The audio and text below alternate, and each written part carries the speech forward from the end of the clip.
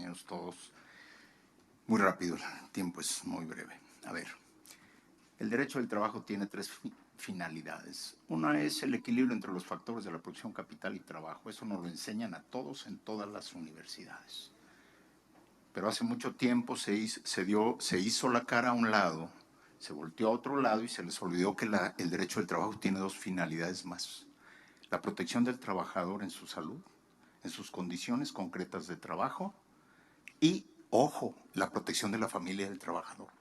Si uno hace una lectura cuidadosa de la ley, están implícitos en sus contenidos esas cuestiones. Y el voltear la cara hacia otro lado significó olvidarse de reivindicaciones fundamentales de los trabajadores. De 1977 al año 2000, el salario mínimo se depauperó en un 80%.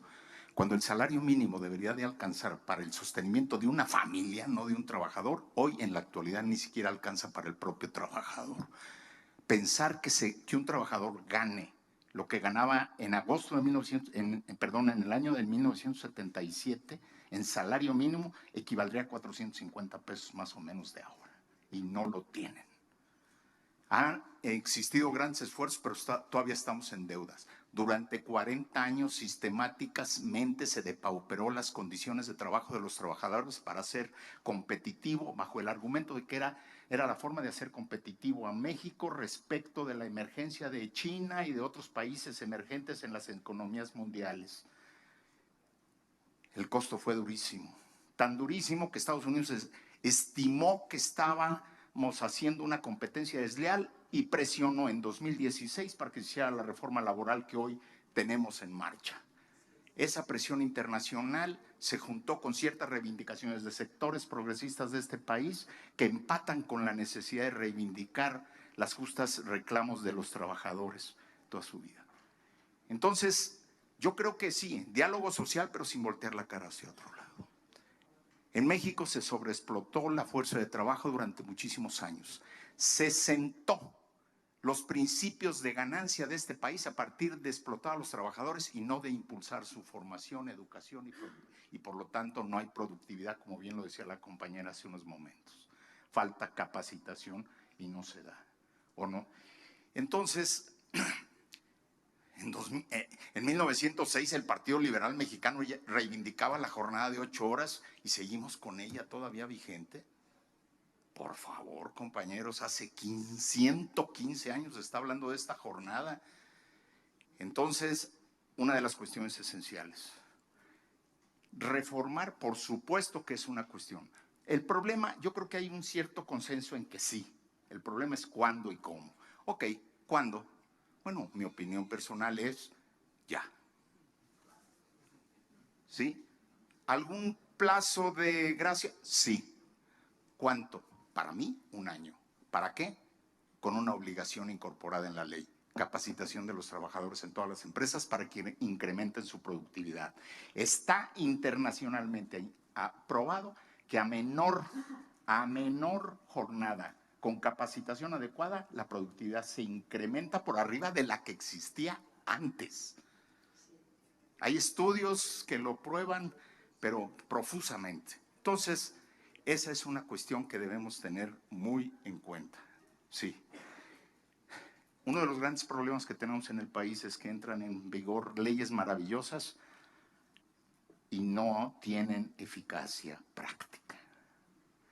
Por varias razones. O no se les dota de presupuesto suficiente, o no se les dota de las instituciones suficientemente fuertes. En este país se requiere una inspección del trabajo poderosísima, profesionalmente formada, que de veras garantice que todo va a ser revisado. En el sexenio anterior no se hizo una sola inspección para verificar la subcontratación.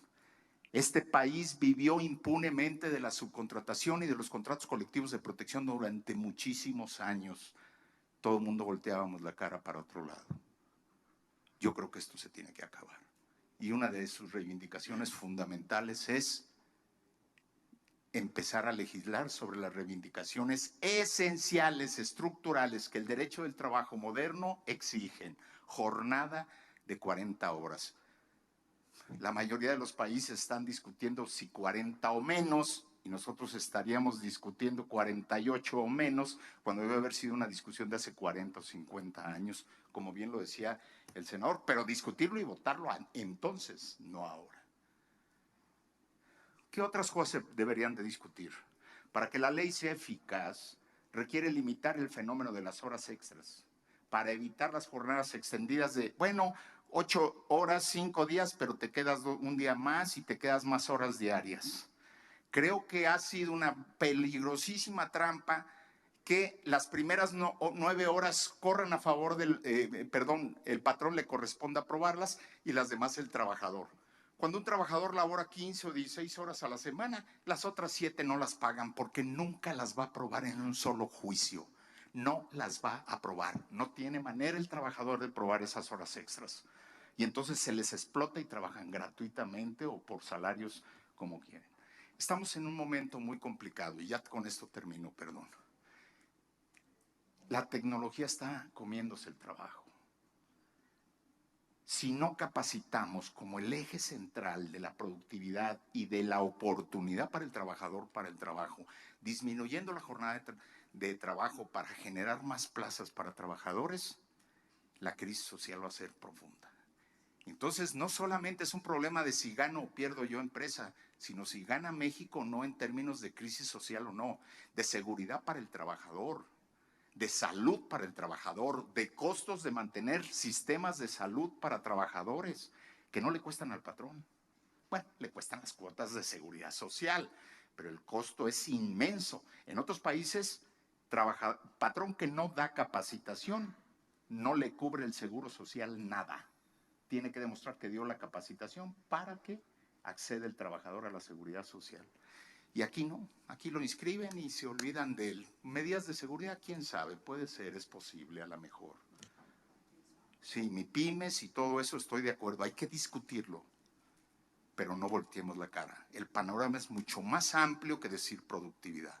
Es hablar de seguridad social, es hablar de salud, es hablar de dignidad para el trabajador.